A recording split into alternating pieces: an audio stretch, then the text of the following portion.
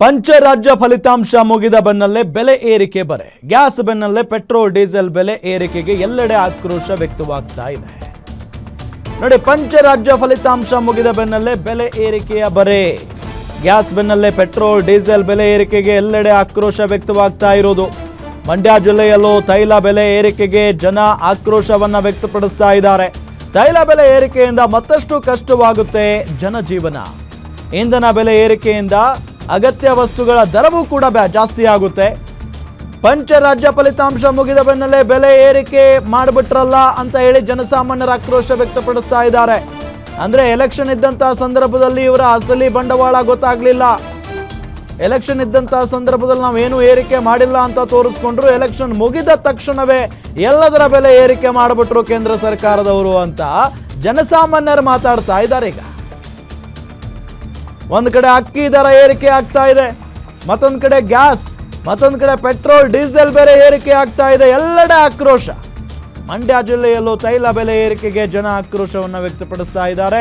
ತೈಲ ಬೆಲೆ ಏರಿಕೆಯಿಂದ ಮತ್ತಷ್ಟು ಕಷ್ಟವಾಗುತ್ತೆ ಜನಜೀವನ. ಇಂಧನ ಬೆಲೆ ಏರಿಕೆಯಿಂದ ಅಗತ್ಯ ವಸ್ತುಗಳ ದರವೂ ಕೂಡ ಹೆಚ್ಚಾಗುತ್ತೆ.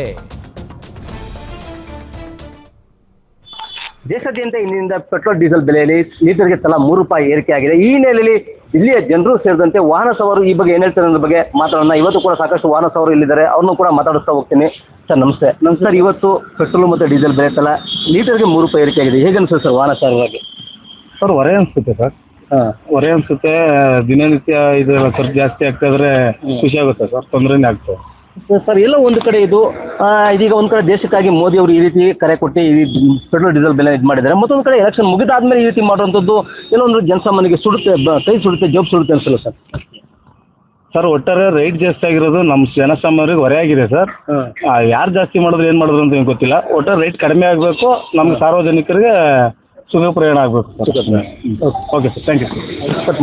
ಹಾಗೆ ವಾಹನ ಸವಾರರ ಬಳಿಕ ಈಗ ಬೈಕ್ ಸವಾರರು ಕೂಡ ಇದ್ದಾರೆ, ಅವ್ರನ್ನು ಕೂಡ ಮಾತಾಡುತ್ತೀನಿ. ಈ ಬಗ್ಗೆ ಏನ್ ಹೇಳ್ತಾರೆ ಸರ್? ಇವತ್ತಿಂದ ಪೆಟ್ರೋಲ್ ಡೀಸೆಲ್ ಬೆಲೆ ₹3 ಜಾಸ್ತಿ ಆಗಿದೆ. ಹೇಗೆ ಅನ್ಸುತ್ತೆ ಸರ್ ಜನಸಾಮಾನ್ಯರಾಗಿ ನೀವು ಕೂಡ? ಹೊರೆ ಅಲ್ವಾ ಸರ್, ತುಂಬಾ ಕಷ್ಟ ಹೊರೆ. ಆದ್ರೆ ಏನ್ ಆಗ್ತದೆ ಶ್ರೀಸಾಮಾನ್ಯ ಮೇಲೆ ಎಲ್ಲಾ ರೀತಿಯಲ್ಲೂ ಹೊರೆ ಜಾಸ್ತಿ.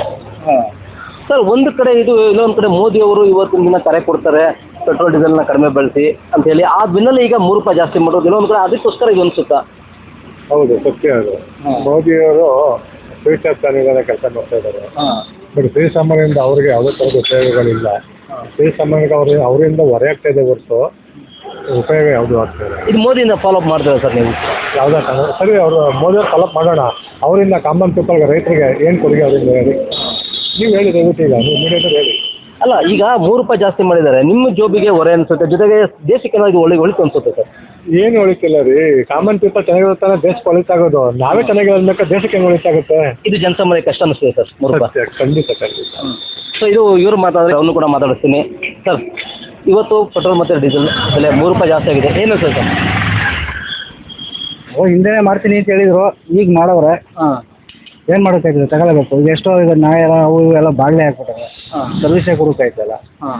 ಏನ್ ಮಾಡೋಕ್ಕಾಗುತ್ತೆ? ಒಟ್ಟಾರೆಯಾಗಿ ಇದಿಷ್ಟು ಏನು ಬೈಕ್ ಸವಾರ ಮತ್ತೆ ವಾಹನ ಸವಾರಗಳು ಇವಾಗ ಹೇಳ್ತಿರೋ ಮಾತು, ಪೆಟ್ರೋಲ್ ಡೀಸೆಲ್ ಬೆಲೆ ಜಾಸ್ತಿ ಆದ್ರೂ ಕೂಡ ಒಂದು ಕಡೆ ಮೋದಿ ಅವರ ಮಾತಿಗೆ ಬೆಲೆ ಕೊಟ್ಟು ನಾವು ಇದನ್ನ ಸಹಿಸ್ಕೊತೀವಿ ಅಂದ್ರೆ ಮತ್ತಷ್ಟು ಜನರು ಕೂಡ ಇದರ ವಿರುದ್ಧ ಆಕ್ರೋಶ ವ್ಯಕ್ತಪಡಿಸುವ ಮೂಲಕ ಇದು ಜನಸಾಮಾನ್ಯರಿಗೆ ಹೊರೆ ಆಗುತ್ತೆ ಅನ್ನೋ ಮಾತುಗಳನ್ನು ಕೂಡ ಹೇಳ್ತಿರುವಂತದ್ದು. ಮಂಡ್ಯದಿಂದ ರಾಘವೇಂದ್ರ ಗಂಜಾಮ್, ಗ್ಯಾರಂಟಿ ನ್ಯೂಸ್.